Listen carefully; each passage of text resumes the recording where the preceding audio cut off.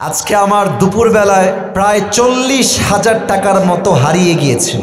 জেলার নাম বলবো না, বদনাম হবে। তো আজকে হোটেলে উঠেছি, সারা রাত জার্নি করে গিয়ে সকাল 9টায় সকাল হয়ে গেছে। তো আমি আবার পায়জামার পকেটে টাকা রেখেছিলাম প্রায় 35 থেকে 40 কাছাকাছি এরকম কিছু একটা অ্যামাউন্টের টাকা। তো ঘুমানোর আগে টাকাটা পকেট থেকে বের করে বালিশের নিচে রেখেছি, বালিশের নিচে। তো ঘুম থেকে উঠেছি, জোহরের নামাজ পড়েছি, বের হয়ে গিয়েছি বাহিরে দুপুরের লাঞ্চ করার জন্য।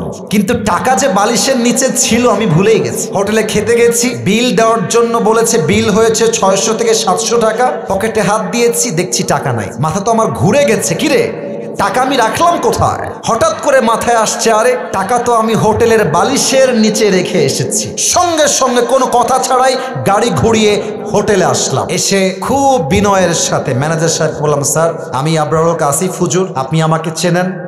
আমি আপনাদের হোটেলের রুমে বালিশের নিচে এত টাকা রেখে গেছিলাম, 1000 টাকার বান্ডিল আর 500 টাকার বান্ডিল রেখে এলাম বালিশের কাছে। বললাম, স্যার যে পেয়েছে আমাকে বলেন দিয়ে দিতে। তো দুইজন যুবক আসলো, যারা ক্লিনার, যারা হোটেল ক্লিন করে। আমি ডাকলাম, এই এদিকে আসো। ওরা আমাকে আগে দেখে নাই। বললাম, তোমরা কি আমাকে চেনো? আমাকে চিনতে পারতেছো? তো যে আমার বেড গুছিয়েছে, যে আমার বালিশ হটিয়েছে, সে বলছে, হ্যাঁ আমি আপনাকে চিনি, আপনি আসিফ হুজুর, আপনার ওয়াজ আমি শুনেছি। তোকে বললাম, বাবু যেহেতু তুমি আসিফ হুজুরকে চেনো, দেখো বাবা আমি তোমার সঙ্গে ঝামেলা চাই না।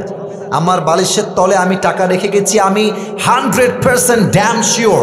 টাকাটা বাবা আমাকে দিয়ে দাও, তোমাকে আমি হাদিয়া দিয়ে বাসায় চলে যাব। যুবকটা মুখের উপরে বলছে, না আমি টাকা দেখি নাই, জীবনেও না, এটা সম্ভব না, আমি 1 টাকাও হাত দেই নাই। আমি বললাম, প্লিজ ট্রাই টু আন্ডারস্ট্যান্ড, একটু বোঝো, আমার বাদ মাগরিব প্রোগ্রাম, আসর আজান হয়ে গেছে, দিয়ে দাও বাবা, কোনো ঝামেলা চাই না, থানা পুলিশ চাই না, দিয়ে দাও।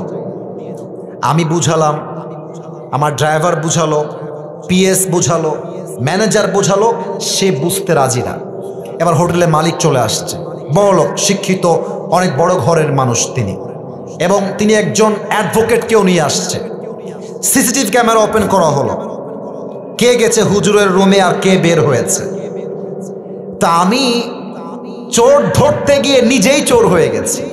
তারা আমাকে বলতেছে, আপনি যে টাকা রাখছেন তার প্রমাণ কোথায়? আমাকে বলতেছে, বিনয়ের সাথেই বলছে যে, স্যার আপনি যে টাকা রেখেছেন এখানে 40,000 টাকা, তার প্রমাণ কি আপনি আমাকে বলেন। আমি তো ঝগড়া চাই না, আমি সবসময় সমাধান চাই। তা আমি বললাম, একটু ক্যামেরাটা আগা পিছা করেন, সিসিটিভি ফুটেজটা সব চেক করা হলো। হোটেলের মালিক বললেন, হুজুর টাকাটা হয়তো বা আপনার স্টাফরা নিয়েছে, কারণ তারাও আপনার রুমে প্রবেশ করেছিল। আমি বললাম, দেখেন আমার স্টাফরা, they have been working with me just for 4 years, প্রায় 4 বছর যাবত আমার সঙ্গে তারা আছে, আমার 1 পয়সা তারা হাত দেয়নি আজ অব্দি, ওরা নিতে পারে না, প্লিজ একটু সমাধানে আসেন। না, উনি মানতে রাজি না, উনি বললেন এটা হতে পারে না, আমরা সরি। লাস্টে যখন ফিরে আসবো, টাকার আশাই বাদ দিয়ে দিয়েছি। অ্যাডভোকেট তাকে আবার বলছে, এই ছেলে টাকা নিয়েছো, থাকলে দিয়ে দাও, কোনো মারামারি হবে না, দিয়ে দাও, আসিফ তোমাকে ছেড়ে বাসায় যাবে। ও বলছে, না আমি টাকা নেই নাই।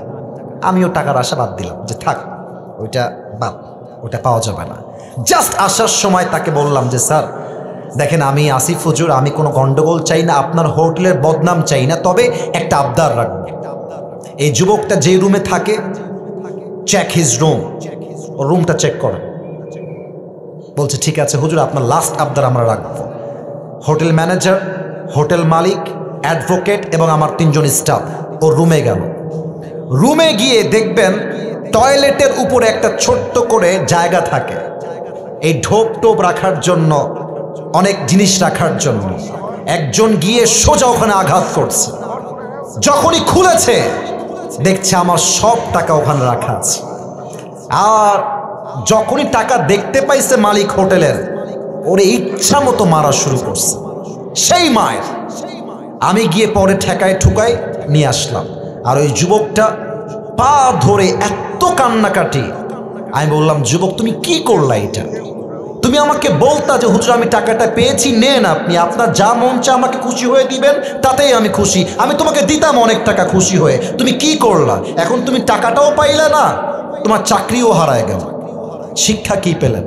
শিক্ষা একটা, যদি আপনি জ্ঞানী মানুষ হয়ে থাকেন, আপনি মাথায় রাখবেন যে আমার এই টাকাটা দামি নয়, আমার বিশ্বাসটা দামি।